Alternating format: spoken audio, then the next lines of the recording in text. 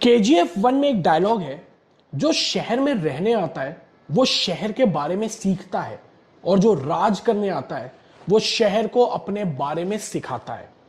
आज के इस दौर में इस दुनिया की सबसे बड़ी करेंसी है डॉलर, दिनार, गोल्ड नहीं, इंफॉर्मेशन, यूजर डेटा। और एलॉन मस्क के ट्विटर पर मालिकाना हक से यूएस गवर्नमेंट में भी खलबली मची हुई है। यह खबर तो चर्चा में है कि क्या मची है, क्या झोलझाल है, यह मेरा मुद्दा नहीं है। मेरी आज की कहानी का हीरो है एलॉन मस्क। एलॉन मस्क ने ट्विटर को खरीदा भले ही बाद में हो, पर जब वो ट्विटर पर टेक्निकली सिर्फ एक अकाउंट होल्डर रहे होंगे ना, तब से ही वो ट्विटर पर अपनी धमक छोड़ने से कभी पीछे नहीं रहे।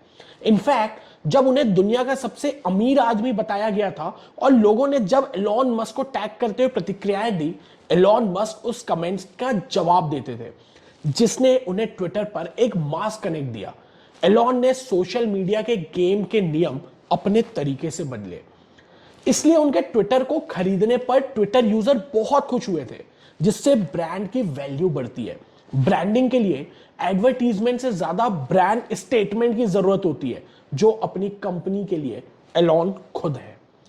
एलॉन मस्क को समझना इसलिए भी जरूरी है क्योंकि वो इंसान भी ना कभी आम था। वो उन सभी लोगों के लिए एक मिसाल है जो नोबडी से समबडी का सफर तय करना चाहते हैं। सक्सेस एक इवेंट है, एक रिजल्ट है, एक डेरिवेटिव है। ये खुद में इंडिपेंडेंट वेरिएबल नहीं है कि ये अपने आप घटित हो जाए, इसका कारक नहीं है। मेरी समझ में एलॉन मस्क की सफलता का कारण उनकी आदतों से गाइड होता है। उनकी पहली बीवी जस्टिन विल्सन, जो एलॉन के साथ कॉलेज में भी थी, उन्होंने एक इंटरव्यू में बताया था कि एक बार एलॉन के 98 मार्क्स आए थे और उनके 97। कोई और बच्चा इतने मार्क्स पर खुश हो जाता, पर एलॉन के लिए मार्क्स पाने नहीं, अर्न करने की बात थी। उन्होंने टीचर से रिक्वेस्ट की कि कॉपी फिर से चेक करें क्योंकि उनके 100 मार्क्स आने चाहिए थे। यह है खुद से ही कॉम्पीट करने की जिद और अपने प्रतिद्वंदी से मीलों आगे जाने का जज्बा। कंपटीशन एंड हो चुका था, एलॉन के ही मार्क्स ज्यादा थे, पर वो सेकंड और फर्स्ट की खाई को बड़ा करना चाहते थे।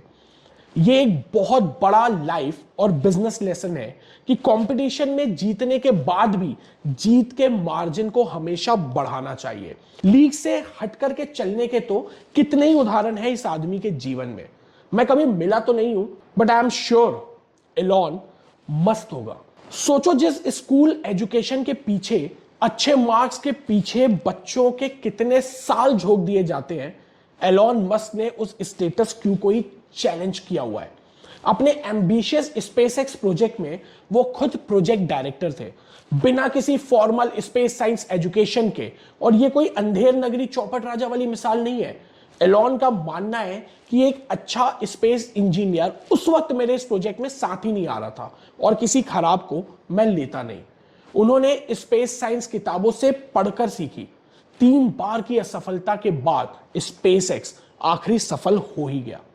मतलब लोग आम बोलचाल में कठिन काम को रॉकेट साइंस की संज्ञा दे देते हैं ना, कि एलॉन मस्क ने अपनी डेडिकेशन से रॉकेट साइंस भी सीख लिया। इस शताब्दी की शुरुआत तक 2003 तक यह माना जाता था कि इस दुनिया के कार बाजार में अब कोई बहुत बड़ा इनोवेशन क्या हो सकता है। अमेरिका के पूरा मार्केट भरा पड़ा था बड़ी बड़ी एस्टैब्लिश कार कंपनी से, पर 2003 में आई टेस्ला, पासा ही पलट दिया। सांप सीढ़ी के खेल में नेवला उतर गया और इसी टेस्ला मैन्युफैक्चरिंग प्लांट में एक बार किसी इक्विपमेंट की शॉर्टेज हुई। इक्विपमेंट दूर फ्रांस में मिलता, आने जाने में वक्त लगता, पर प्रोडक्शन और डिलीवरी कमिटेड थी।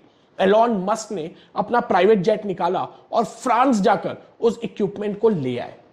है ना ये इंप्रेसिव? एक और ही बड़ा इंप्रेसिव किस्सा है जो हर स्टार्टअप के लिए कस्टमर सेटिस्फेक्शन की मिसाल बन सकता है, खासकर इंडिया जैसे देश में तो बिल्कुल ही, जहां हर कदम पर जुगाड़ है। लोग शॉपिंग मॉल में घूमने के लिए अपना बैगेज किसी डिपार्टमेंटल स्टोर के लगेज सेक्शन में जमा कराते हैं और उसका स्पेस ब्लॉक रखते हैं और खुद फ्री होकर घूम रहे होते हैं। ऐसा ही जुगाड़ यूएस में टेस्ला यूजर्स भी लगा रहे थे। टेस्ला के सुपर चार्जिंग पॉइंट्स पर लोग अपनी टेस्ला को खड़े करके मस्त घूमने फिरने निकल जाते थे, जिसकी वजह से एक टेस्ला कंज्यूमर को एक अर्जेंट मीटिंग में जाने में देर होने लगी क्योंकि जब वो रिचार्ज पॉइंट पर पहुंचा वहां सारे पॉइंट्स फुल थे। उसने ये बात ट्वीट कर दी और एलॉन मस्क ने खुद इस पर रिप्लाई करते हुए उससे एश्योर किया कि yes you are right, charging stations are not parking stations. और 6 दिन के अंदर ही कंपनी की पॉलिसी बदल डाली और अब टेस्ला यूजर्स को अपनी कार के फुल चार्ज होने के बाद अपडेट मैसेज के साथ यह भी बताया जाता है कि फुल चार्ज होने के बाद भी अगर आपकी टेस्ला चार्जिंग प्लग से अटैच्ड है तो उसका फाइन लगेगा। Develop your skill, change your habit. यकीनन ये सब एक दिन में तो नहीं होगा, यकीनन हम सब एलॉन मस्क नहीं बन पाएंगे, पर ये तो एलॉन मस्क से भी कहा गया होगा कि तुम स्टीव जॉब्स थोड़ी बन पाओगे। पर उसने खुद के रास्ते बनाए, अपनी संभावनाओं को विस्तार दिया, झांकी अपने अंदर अपनी आदतों के चश्मे से कि वो आपको किस दिशा में ले जा रहे हैं। This is Darshan signing off. Elon रहिए, मस्त रहिए and make the rest of life best of life.